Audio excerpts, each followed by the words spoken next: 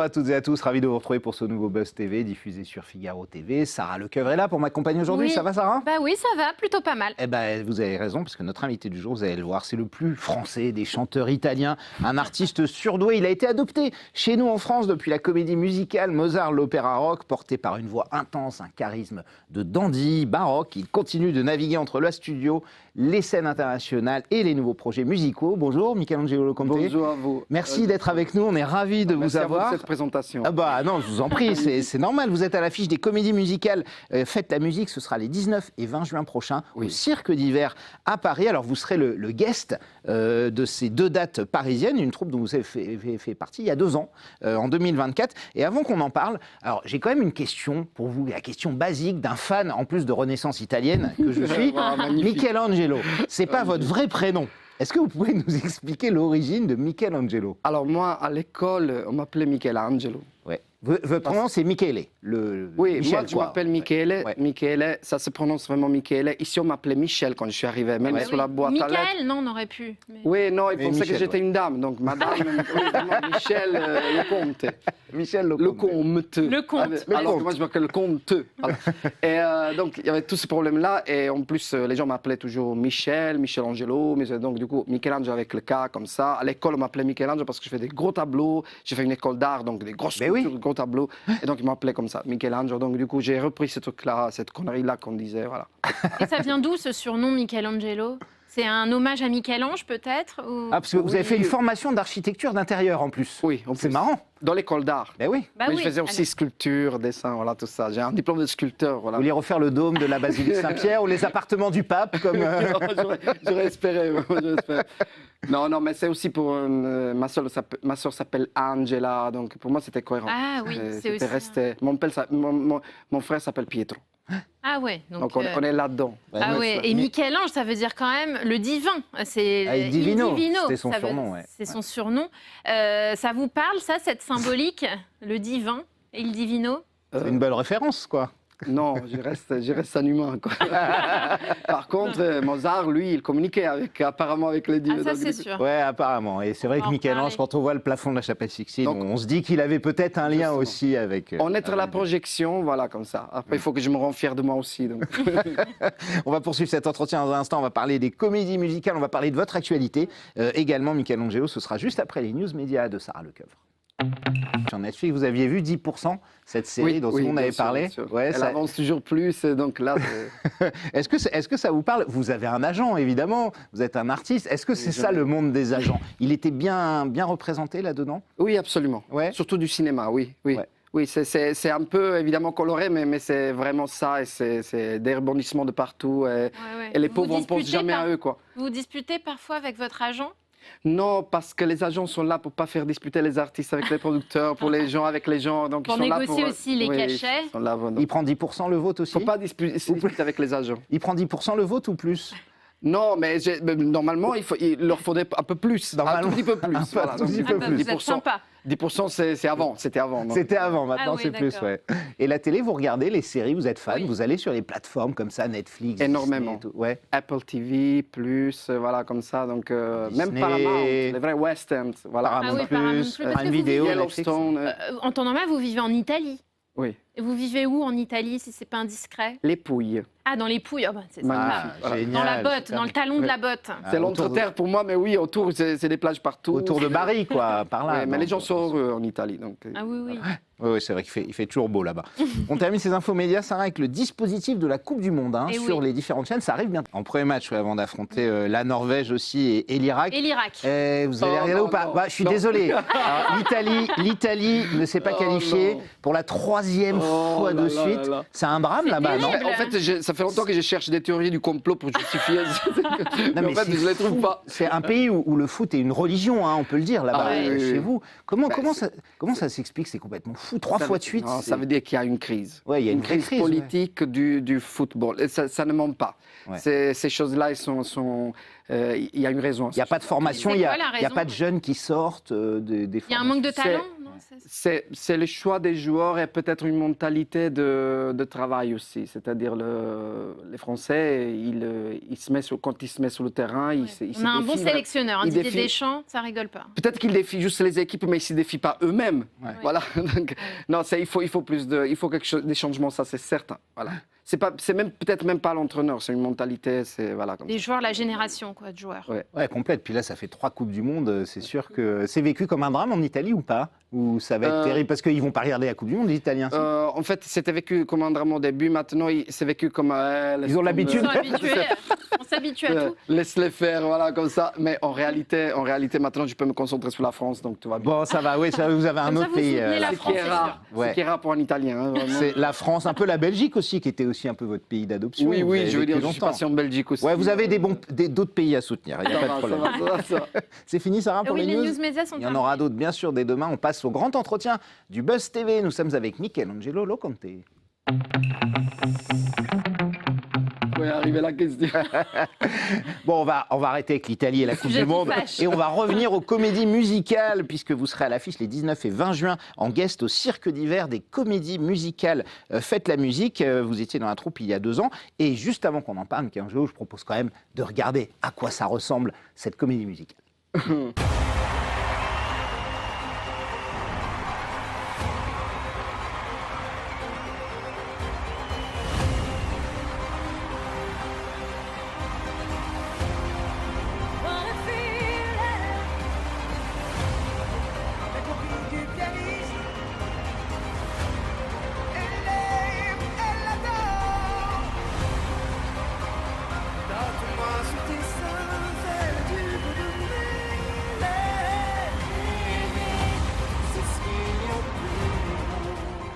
Ah, c'est beau, toutes ces chansons qu'on a envie de réécouter. On retrouve évidemment Damien Sargue, Cécilia Cara, Gwendal Marimoutou, vous avez vu, Ginny Lynn, Priscilla Becti, Alexis Loison, votre copain Merwan Rim, de Oui. Mozart Opéra Rock aussi. Absolument. Cette bande, vous la connaissez bien, vous en avez fait partie, Michelangelo.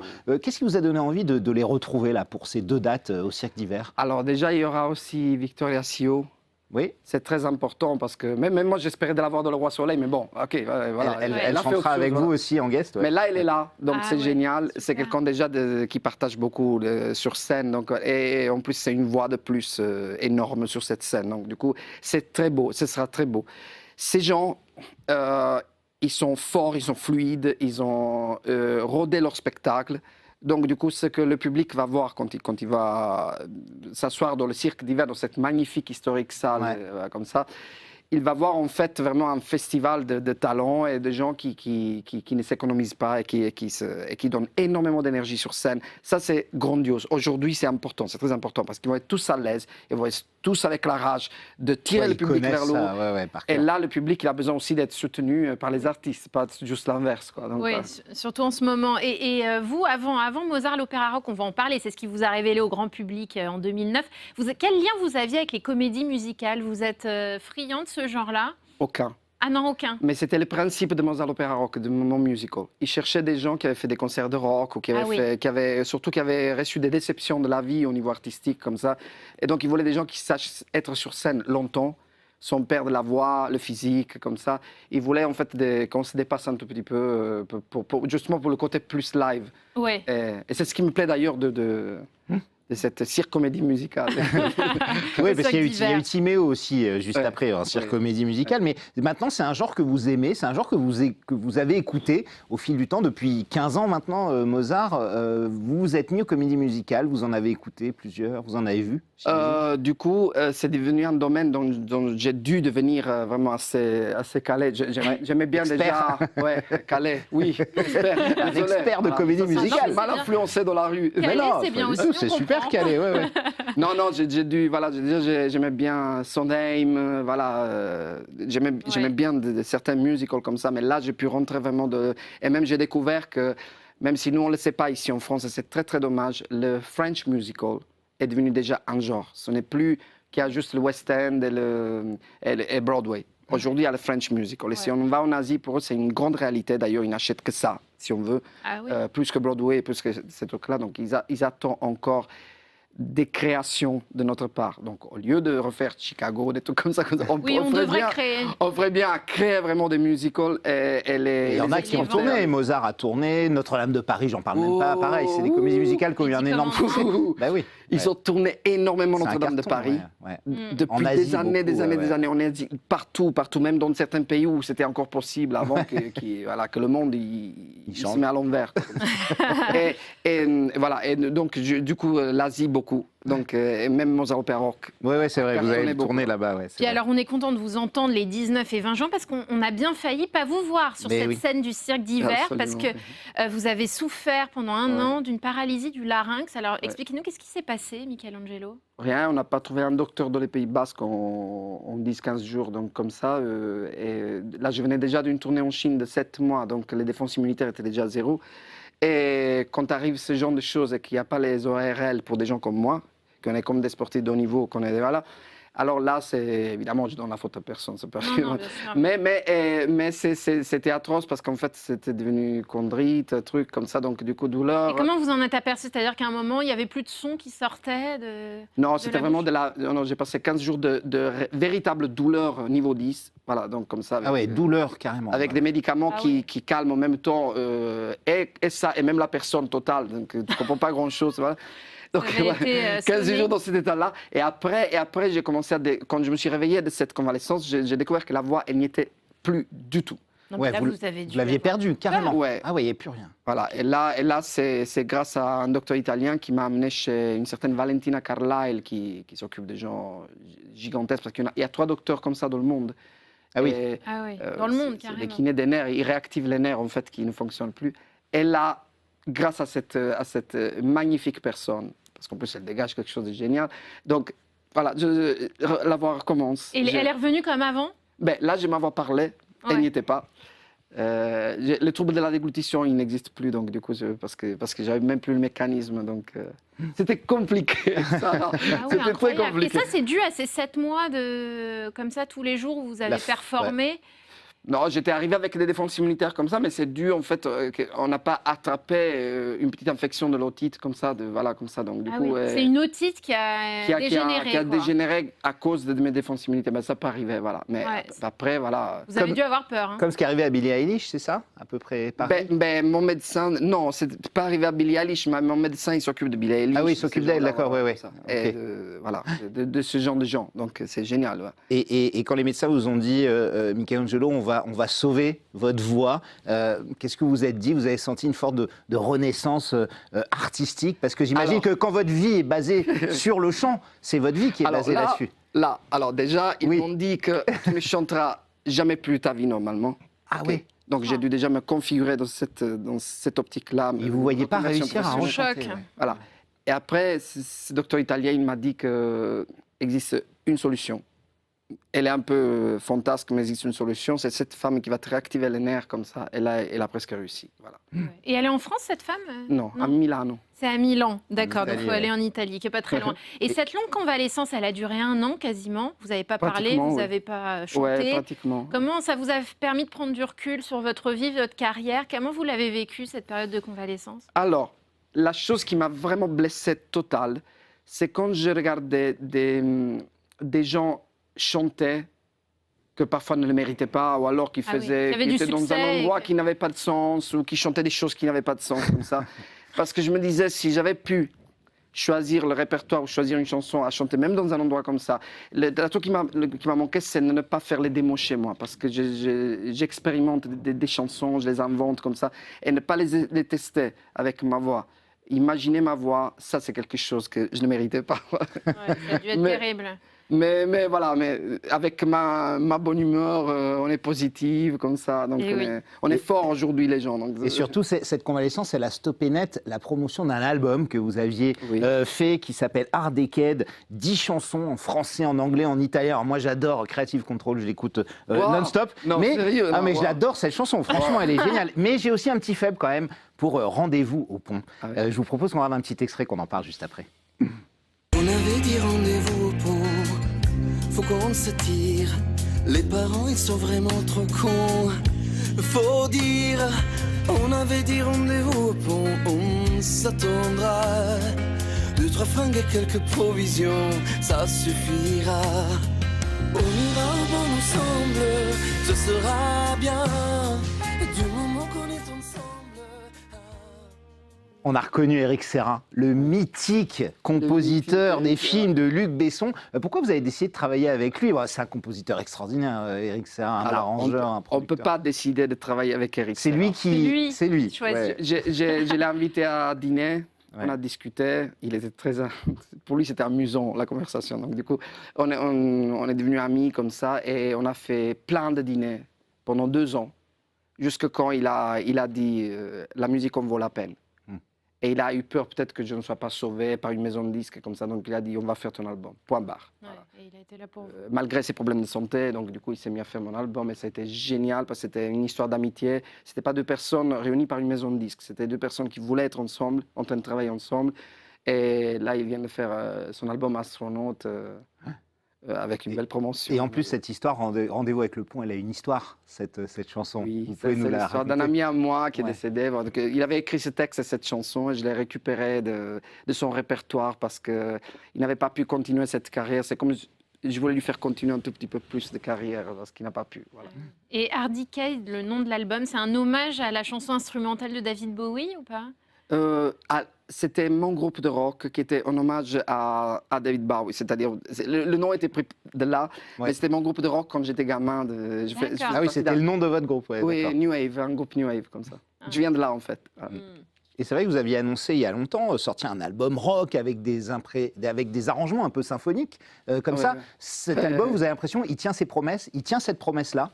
De rock, ouais. Oui, un peu moins symphonique. On a voulu Ouais. faire plus une band rock comme ça, mais par contre, moi, là, j'ai déjà prêt autres 2 albums. Voilà, Ah, qui sont déjà prêts. dès que mon physique me le permet, je vais Ah bah super, on a hâte. Et puis, attaquer. Ben oui. bah évidemment, de la symphonie à la symphonie, il n'y a qu'un pas. Ah Voilà. oui, bah oui. On a trouvé la transition, c'est bah, Nicolas qui l'a trouvé. La transition, hein, bah, bien sûr, ouais. Je vous rends l'hommage. Bah, on va y revenir sur ce succès de Mozart, l'opéra rock. C'était en 2009. Avant ça, on regarde un extrait, on ne s'en lasse pas. Ah non. Tatoue-moi sur tes seins, fais-le du bout de mes lèvres. Je baiserai tes mains, je ferai que ça te plaise. Tatoue-moi sur tes murs, un futur à composer. Tatoue-moi. Bah, Tatoue-moi, on se souvient tous, on peut chanter les paroles. Par cœur. Quand Dovatia et Olivier Dahan vous contactent pour jouer le rôle de Mozart, comment vous réagissez? Parce que c'est un rôle qui a changé votre vie. Ok. Vous voulez vraiment la vraie version? Bah oui, oui, la non, vraie, la le vraie casting, histoire. tout, on veut savoir les secrets. Qu'est-ce Non, alors, j'ai refusé. Vous avez... Ah Ouais. oui, pourquoi? Parce que j'ai vu Le Roi Soleil et je me suis imaginé mettre en variété française l'histoire de Mozart. Et j'ai eu la trouille de ce pays de puristes, de culture, comme ça. Il y a beaucoup de culture dans ce pays. C'est une culture assez dynamique, comme ça, plus que de beaucoup d'autres pays. Donc, du coup, j'ai pensé que c'était vraiment pas une bonne idée d'incarner Mozart dans un projet pas tellement intéressant musicalement. Après, j'ai découvert que les compositeurs, c'était des gens qui avaient travaillé avec Zazie. Après, j'ai découvert que le metteur en scène, c'était Olivier Dahan, donc comme ça. Donc, Réalisateur de La Môme, Edith Piaf. oui, hein, mais on a dû Oscar, se retéléphoner parce qu'en fait, j'ai refusé vraiment. On m'a contacté, donc on m'a casté casting sauvage dans la rue. Ah oui, comme ça. Ouais. D'accord. Et après, donc j'ai laissé tomber la communication. Dès que j'ai vu Le Roi Soleil comme ça, j'ai eu peur de la musique de Mozart. Et qu'est-ce qui vous a convaincu? Même si ça me plaisait dans Le Roi Soleil, mais j'avais peur que ce soit sur Oui. Mozart quelque chose de pas cool. J'avais peur de la variété. Oui, d'être catalogué peut-être. Je venais du rock, donc pour moi c'était trop. Voilà. Et après, il y a eu un deuxième coup de fil de Jean-Pierre Pilot, que je remercierai toujours. Comme ça.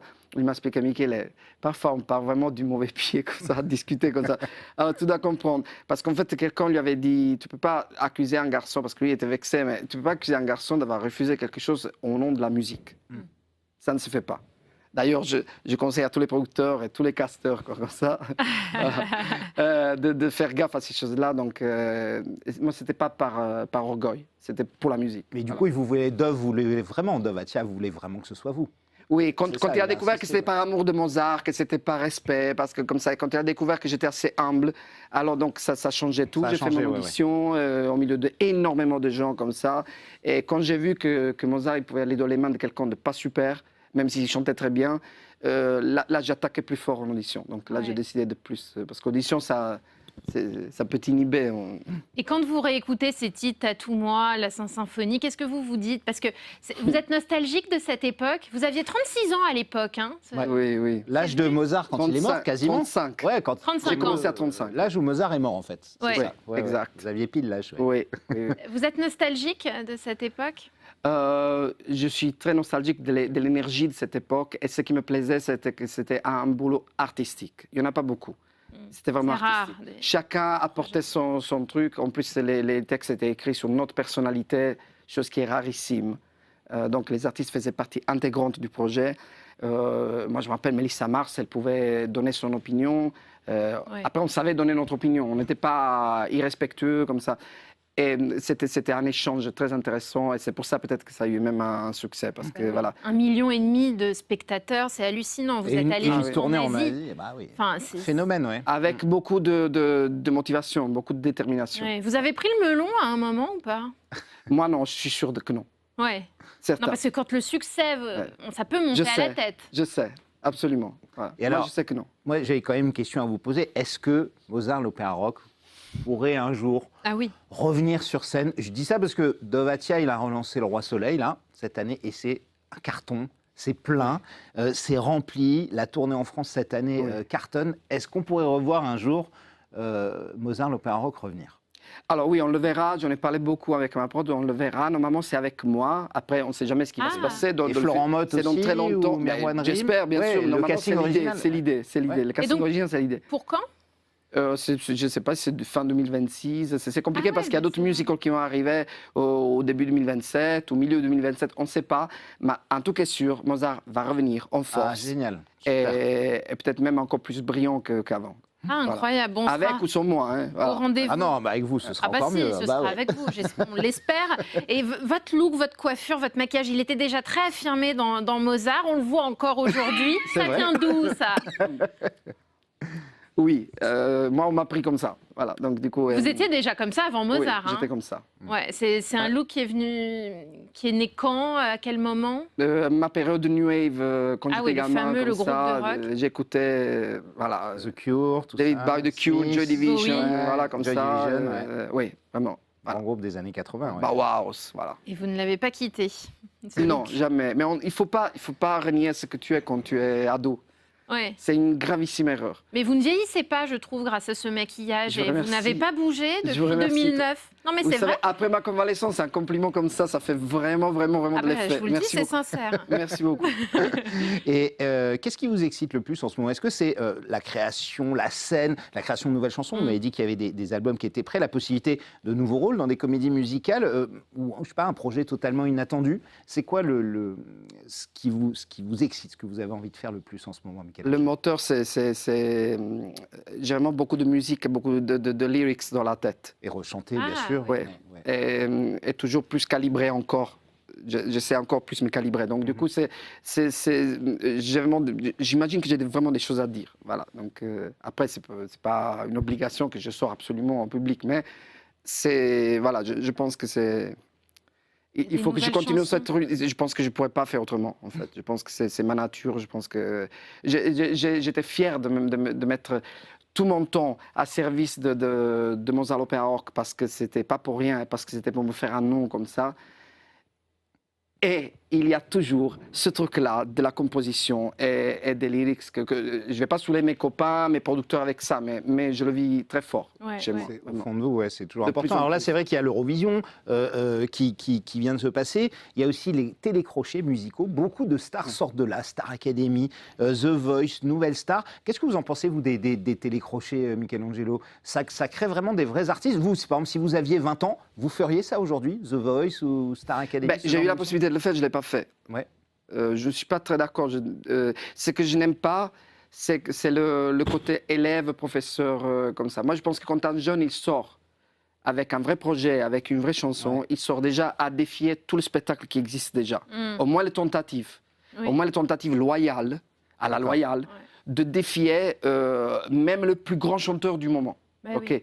Alors que quand on les fait sortir comme ça, ils sont déjà en mode j'apprends mon métier en direct devant tous les gens. Ça ne s'apprend pas ce métier-là. Ça, c'est Star Academy. The Voice, c'est autre chose. Ils sont déjà plus confirmés. Et coach, vous pourriez l'être parce que Mika l'a été en Italie, dans The Voice Italie. Il a été en France, évidemment, mais aussi dans The Voice Italia. The Voice, vous aimeriez bien, coach? Vous feriez ça? Vous pourriez? Je ne sais pas non plus. J'aimerais bien le faire pour quelqu'un où ça vaut la peine, peut-être en privé, comme ça. Je ne sais pas si vraiment en télé, comme ça. Mais oui, peut-être oui. Peut-être oui. Mais par contre, je serais vraiment authentique. Ah oui, je pense qu'il n'y aura pas de filtre avec vous. Non, pas tellement. C'est ce qu'on attend de vous, Mickaël. Pas tellement parce que je pense que la sincérité, c'est une grande forme de respect, surtout si sont bien dites les choses. Ça fait avancer. Et vous l'êtes, en tout cas. On est ravis de vous avoir accueilli, Michelangelo Conté. Je rappelle qu'on vous retrouve sur scène au Cirque d'Hiver, 19-20 juin, les comédies musicales et votre album Hardiquette qui est toujours disponible sur toutes les plateformes, bien sûr. Sarah, merci. Le Buzz TV sera là dès demain avec un nouvel invité. D'ici là, prenez soin de vous et merci encore de votre fidélité.